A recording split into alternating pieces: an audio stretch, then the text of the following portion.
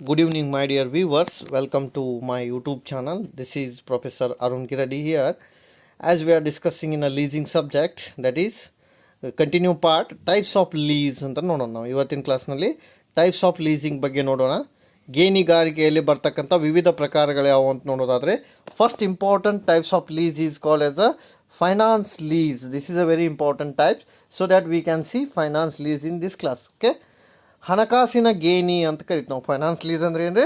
ಹಣಕಾಸಿನ ಗೇಣಿ. ಸೊ ಇವತ್ತಿನ ಕ್ಲಾಸ್ನಲ್ಲಿ ಇದನ್ನು ನೋಡೋಣ, financial lease. Okay, according to international accounting standard 17 IAS 17 ಅಂತ ಕರಿತೀವಿ. So finance lease is the lessor transfer to the lessee. ನೋಡ್ರಿ, ಇಲ್ಲಿ ಕೂಡ ಇಬ್ರು ಬರತ್ತಾರ, ಇಬ್ರು compulsory. Lessor transfer to lessee, ಈ ವರ್ಡ್ ಫಸ್ಟ್ ನೆನ್ಪಿಟ್ಕೋಬೇಕು. ಲೆಸ್ಸರ್ ಇದ್ದಂಥವ ಟ್ರಾನ್ಸ್ಫರ್ ಮಾಡ್ತಾನೆ ಲೆಸ್ಸಿಗೆ. ಏನು ಅಂದ್ರೆ substantially all the risk and reward incidental to the ownership of asset, whether or not the title is eventually transferred. What they try to say that here is lessor completely transfer the risk and reward. Please understand these two words. These two words are very important. So lessor completely transfer all the risk and reward to lessee. So this is the word.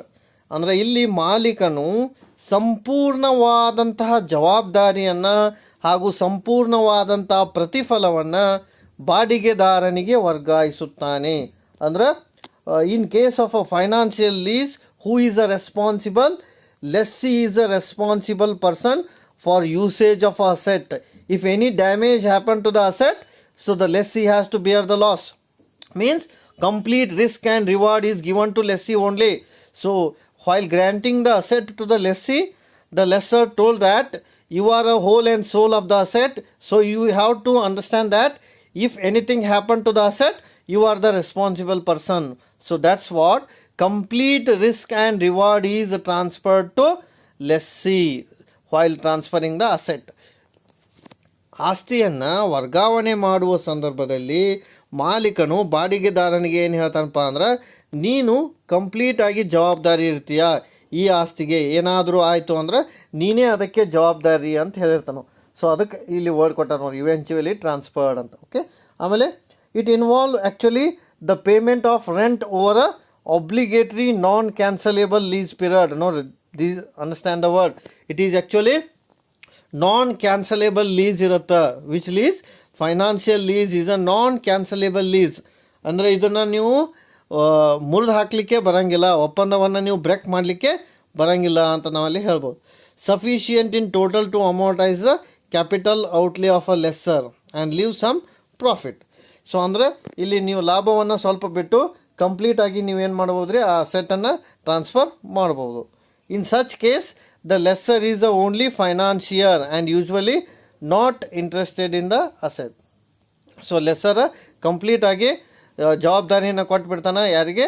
ಲೆಸ್ಸಿಗೆ. ಅವ financier ಆಗಿ ಕೆಲಸ ಮಾಡ್ತಾನೆ ಅಂತ ನಾವಲ್ಲಿ ಹೇಳ್ಬೋದು.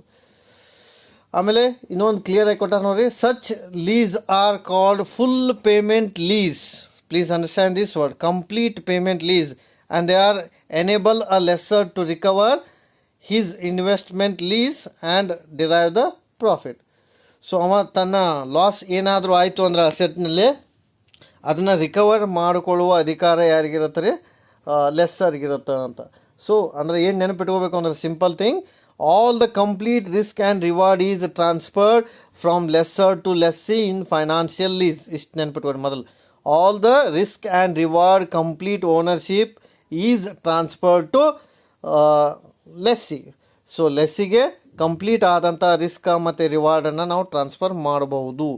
ಆಮೇಲೆ lessor, it is usually a non cancellable lease. ಸಾಮಾನ್ಯವಾಗಿ ಹೇಳೋದಾದ್ರೆ ಫೈನಾನ್ಷಿಯಲ್ ಲೀಸ್ಗೆ ನಾವು ಏನಂತ ಕರಿತೀವಿ? ನಾನ್ ಕ್ಯಾನ್ಸಲೇಬಲ್ ಲೀಸ್ ಅಂದ್ರೆ ಮುರಿದು ಹಾಕಲಾರದಂತಹ ಒಪ್ಪಂದ. ಸೊ ಇಂತಹ ಗೇಣಿಯನ್ನು ನಾವು, ಈ ಗೇಣಿಗಾರಿಕೆಯಲ್ಲಿ ಒಪ್ಪಂದವನ್ನು ನಾವು ಬ್ರೇಕ್ ಮಾಡಲಿಕ್ಕೆ ಬರೋಂಗಿಲ್ಲ. ಅಂಥ ಒಪ್ಪಂದಕ್ಕೆ ನಾವು ಏನಂತ ಕರಿತೀವಿ? ಫೈನಾನ್ಷಿಯಲ್ ಲೀಸ್ ಅಂತ ನಾವಲ್ಲಿ ಕರಿತೀವಿ.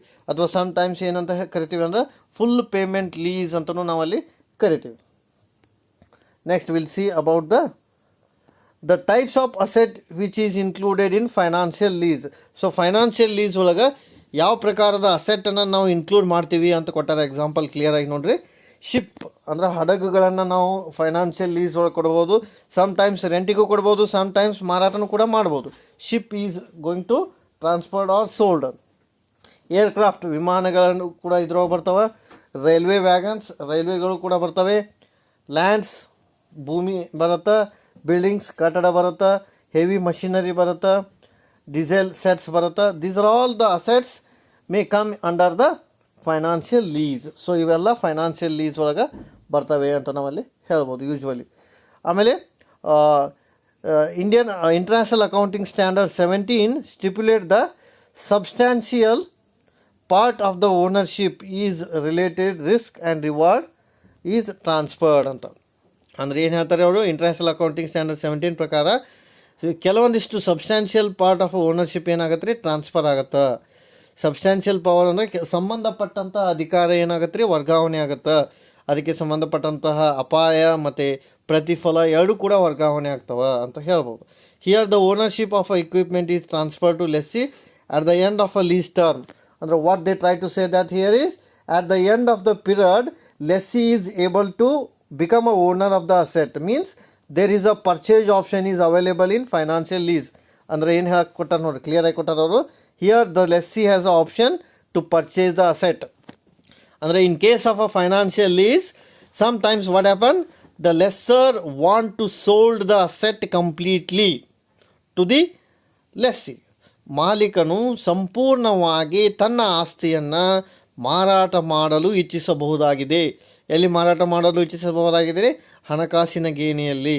ಇನ್ case of a financial lease, you can understand that the lessor can able to sold his asset to lessee which is expected sufficiently lower than the fair market price.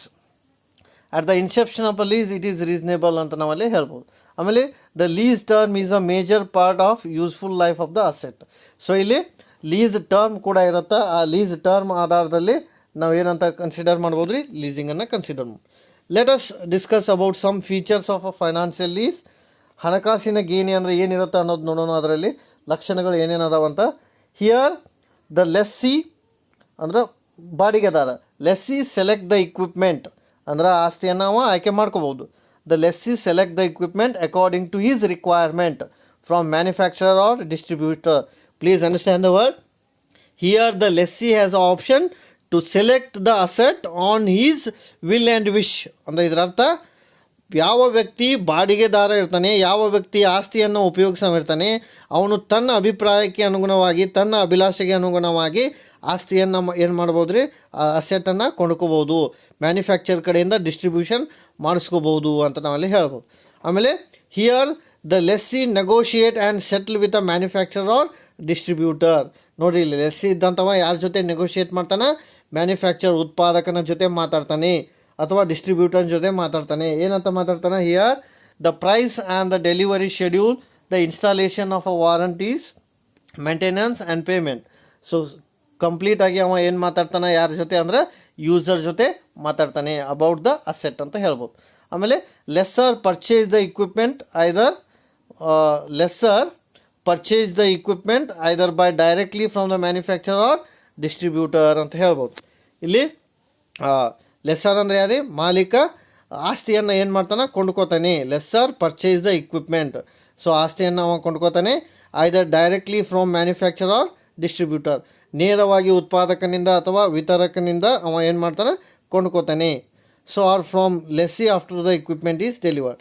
So lessee ಮುಖಾಂತರ ಅವ ಏನು ಮಾಡ್ತಾನೆ? ಇಕ್ವಿಪ್ಮೆಂಟನ್ನು ಅವ ಕೊಂಡ್ಕೋಬಹುದು ಅಂತ. ಆಮೇಲೆ lessor then lease out the equipment to lessee. So lessor ಇದ್ದಂಥವ ಲೆಸ್ಸಿಗೆ ಇಕ್ವಿಪ್ಮೆಂಟನ್ನು ಏನು ಮಾಡ್ತಾನೆ? ಮಾರಾಟ ಮಾಡ್ಬೋದು. So this is the option. ಆಮೇಲೆ ನೋಡಿರಿ, ಫೈನಾನ್ಷಿಯಲ್ ಲೀಸ್ ಏನೈತೆ ನೋಡಿರಿ, ನೆಕ್ಸ್ಟ್ ಏನು ಕೊಟ್ಟಾರ? It may provide the right option or purchase option in future date. ಭವಿಷ್ಯದಲ್ಲಿ ಪರ್ಚೇಜ್ ಆಪ್ಷನ್ ಇರುತ್ತೆ. ಯಾವ ಅಗ್ರಿಮೆಂಟ್ ಒಳಗೆ ಇರುತ್ತೆ ರೀ? ಅದು ಫೈನಾನ್ಷಿಯಲ್ ಲೀಸ್ ಒಳಗೆ. In case of a financial lease there is a option available, that is purchase option in future days. ಭವಿಷ್ಯದಲ್ಲಿ ಬಾಡಿಗೆದಾರನು ಹಣಕಾಸಿನ ಗೇಣಿಯ ಮುಖಾಂತರ ಆಸ್ತಿಯ ಮಾಲೀಕನಾಗಬಹುದಾಗಿದೆ. ಆಮೇಲೆ lease period is spread over expected life of the asset. So ಆ ಲೈಫ್ ಆಫ್ ದ ಅಸೆಟ್ ಎಷ್ಟು ಇರುತ್ತೆ ಅಲ್ಲಿ ತನಕನೂ ಲೀಸ್ ಪೀರಿಯಡ್ ಏನಾಗುತ್ತೆ ರೀ ಎಕ್ಸ್ಟೆಂಡ್ ಆಗಬಹುದು. ಆಮೇಲೆ lessee is entitle to exclusive and peaceful use of the equipment during the entire lease period ಅಂತ ನಾವಲ್ಲಿ ಹೇಳ್ಬೋದು. ಆಮೇಲೆ ಲೆಸ್ಸಿ ಎಂಟೈರ್ ಅಗ್ರಿಮೆಂಟ್ ಪೀರಿಯಡ್ನಲ್ಲಿಯೂ ಕೂಡ ಅದರ ಓನರ್ಶಿಪ್ಪನ್ನು ಅವ ಎಂಜಾಯ್ ಮಾಡಬಹುದು ಅಂತ ಕೊಟ್ಟಾರ.